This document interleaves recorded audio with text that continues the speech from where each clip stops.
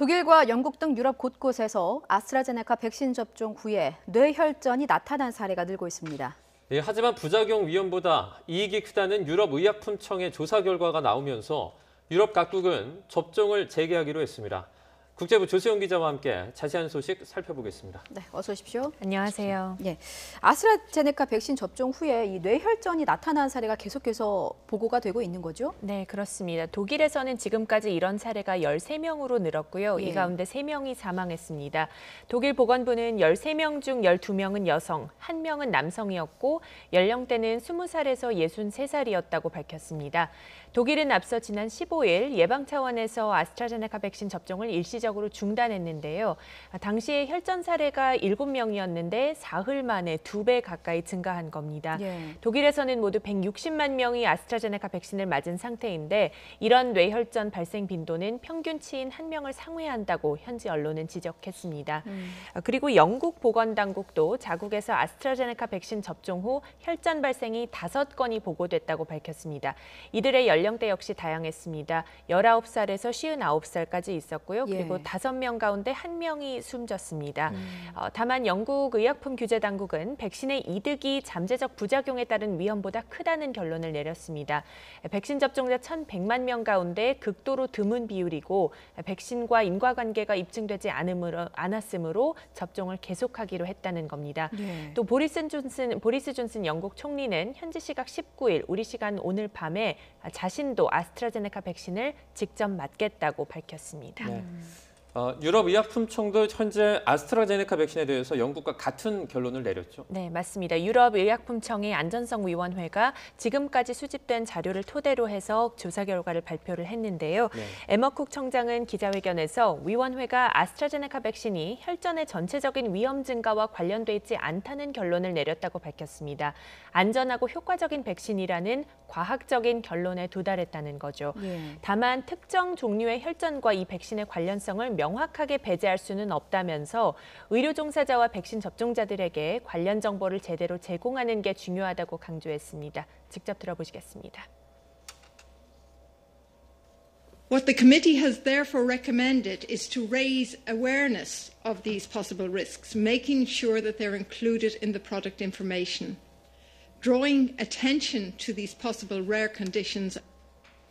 네, 위원회는 백신이 혈전을 유발했는지에 대한 결론을 확실하게 내리기에는 지금까지 확보한 자료로는 불충분한 만큼 추가적인 분석이 필요하다고 밝혔습니다. 예. 아울러서 이 백신의 특정 제조 단위 혹은 특정 제조 장소와 관련된 문제가 있다는 증거는 아직까지 찾지 못했다고 밝혔습니다. 이 같은 유럽의약품청의 조사 결과에 따라서 이제 유럽에서는 아스트라제네카 백신 접종 재개에 청신호가 켜진 상황인 거죠? 네, 그렇습니다. 독일과 이탈리아 그리고 프랑스가 현지 시각 19일 내일부터 접종을 재개하기로 했습니다. 예. 옌스 슈판 독일 보건장관은 기자회견을 열고 유럽의약품청의 결정은 아스트라제네카 백신의 안전성과 품질을 증명한다고 평가했습니다. 그러면서 연방정부와 16개 주 그리고 백신 승인 담당 기관의 협의 끝에 접종을 재개하기로 했다고 밝혔습니다. 예. 또 장 카스테크 프랑스 총리도 접종 재개 방침을 발표하고 아스트라제네카 백신을 향한 불신을 해소하기 위해 재개 첫날 직접 백신을 맞기로 했습니다. 그리고 65세 이상의 효과가 없다고 주장했던 마크롱 프랑스 대통령도 아스트라제네카 백신을 직접 맞겠다 이렇게 공언을 했습니다. 다만 마크롱 대통령이 언제 맞을지는 지금까지 밝혀지지 않았고요. 이탈리아의 마리오 드라기 총리도 유럽의약품청의 발표가 나온 뒤 접종 재개를 결정했다고 밝혔고 스페인의 경우에는 이달 24일부터 아스트라제네카 백신 접종을 재개하기로 했습니다. 네. 그런데 이와 같은 백신 접종에도 이 프랑스에서는 코로나19 확산세가 심각해지면서 다시 수도권이 이 봉쇄 조치에 들어간다고요. 네, 그렇습니다. 프랑스에서 수도권을 중심으로 지금 코로나 확산세가 누그러지지 않고 있는데요.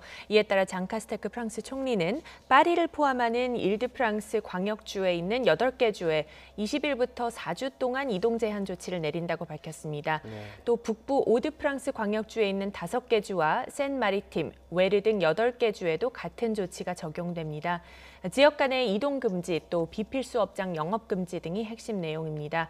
유치원과 초등학교, 중학교는 정상적으로 운영하고요. 고등학교는 출석 인원을 절반으로 유지한 채 수업을 하기로 했습니다.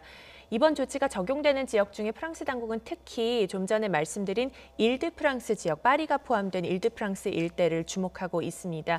왜냐하면 프랑스에서 일드프랑스가 차지하는 면적은 사실 1.9% 정도에 불과하지만 전체 인구의 18% 정도를 차지할 정도로 인구 밀집도가 가장 높기 때문입니다.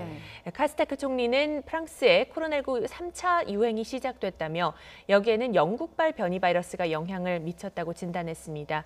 최근 프랑스에서 코로나19 양성 판정을 받은 사람 중 4분의 3이 영국발 변이에 걸린 것으로 집계됐다는 설명입니다. 그렇군요. 반면에 이제 미국에서는 코로나19 확산세가 좀 주춤하면서 일상 회복을 준비하는 모습입니다. 뭐 항공 여행객들이 증가하고 뭐 대중 시설도 뭐 개방하는 움직임이 일고 있다. 이런 소식이 전해지고 있어요. 네, 다방면으로 좀 그런 분위기가 지금 형성되고 있습니다. 미 교통안전청은 지난 11일부터 17일까지 일주일간 공항에 보안 검색대를 통과한 항공 여행객이 870만여 명에 달하는 것으로 집계했는데요. 일주일간의 항공 여행객으로는 지난해 3월 미국에서 팬데믹이 본격화한 이후 가장 많은 수치입니다. 특히 지난 12일은 하루 여행객이 135만 7천여 명으로 팬데믹 이후 1일 기준으로 가장 많았습니다. 또 영화관과 테마파크, 스포츠 시설들도 다시 손님을 맞이할 채비를 하고 있습니다. 세계 최대 영화관 체인인 AMC는 미국 내 영화관의 98%를 19일에 문 열고 이어 일주일 뒤에 추가로 더 개관할 계획이라고 발표를 했고요.